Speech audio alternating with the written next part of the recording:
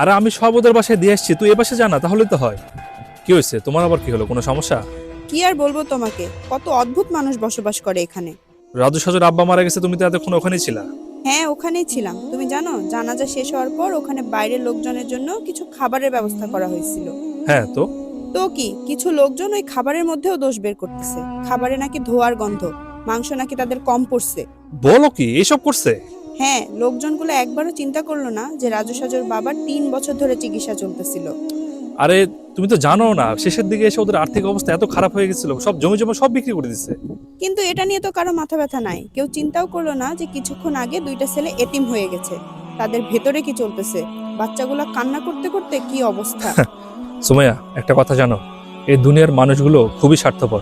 এই যে জানা যায় তুমি এত মানুষ দেখলা, এরাও আসছে শুধুমাত্র নিজেদের সওয়াব কামানোর জন্য।